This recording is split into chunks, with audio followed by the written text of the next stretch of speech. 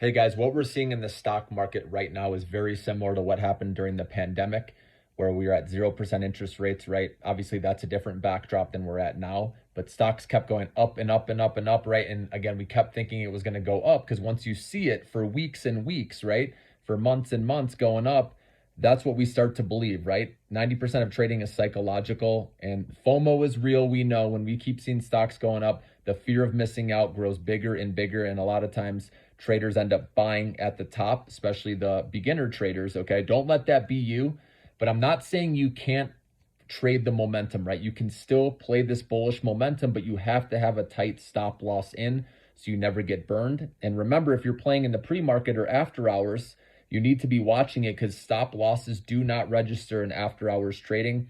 I've said this a few times, but I want to make sure that's clear. So you need to be watching, your certain stocks in the after hours and pre-market more than ever now with us being at the top. Because let's say an earnings report comes out, if you're not aware of it, obviously you should be, right? You should always know what's coming up the next week ahead, right? So you can plan in economic data, all that. But let's say there's an earnings report and you didn't realize it was that day, right? And the stock sells off 40% after hours, right? You could have gotten out. Like I said, it wouldn't trigger a stop loss right in after hours. So that's why you need to be watching. So remember that, guys. So I'm trying to protect you here. If you don't want to worry, if you're getting nervous right now, and you don't want to play, when stocks are this high, there's nothing wrong with that. Remember what I'm doing with my money. I'm putting it into Annaly stock, 13% to 14% dividend currently right now. And so that's going right to my bank account, as you guys know. So you can set it up that way. I don't have it reinvested. I have it going as passive income. That way, with stocks, like I said, being close to the top, in my opinion, the risk reward is not, again, in our favor at this point. All right. Again, that's my opinion from my experience in the past. I've seen this happen several times. Okay. So I'm protecting my money right now and I'm being fearful when others are greedy and making sure I'm growing my money, during this time. Obviously, if we ever get a huge correction, right, then I'll be coming back out recommending more stuff.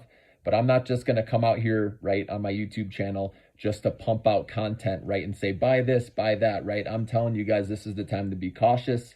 There are still opportunities, right? There's plenty of segments out there.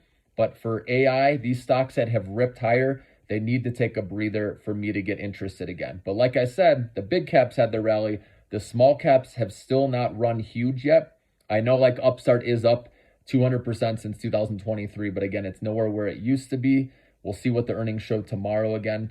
But the nice thing is the Russell 2000 looks to close above resistance today, and that's a good sign as long as the regional banks don't show, any other banks like New York Community Bank, right, that showed huge losses on their earnings report. As long as no other regional banks come out saying they're underwater or fighting for survival, then I think these small cap stocks can keep going, and it could be the Russell 2000 index time to shine. But we know it's not going to really pop until the first interest rate cut happens, and we're still a few months away from that. Some people are even saying, okay, it could be later than that. But I believe some weak economic data will start coming out. Obviously, remember the reports for January, for December showed, holiday numbers, right? And that's a little skewed. So I think things are going to slow down. We've already seen more layoffs, and that should start showing up in the data soon, okay? But it all comes down to CPI tomorrow. As we know, we need to see inflation coming in lower, because if it comes in hotter than expected, this rally will be over, guys. I'm telling you now. And that's where you definitely want to lock in your profits, okay?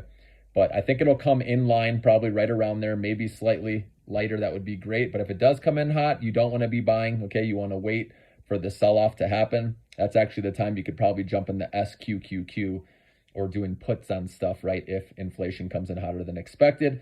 But anyways, just wanted to point that out to you guys. Have a good day.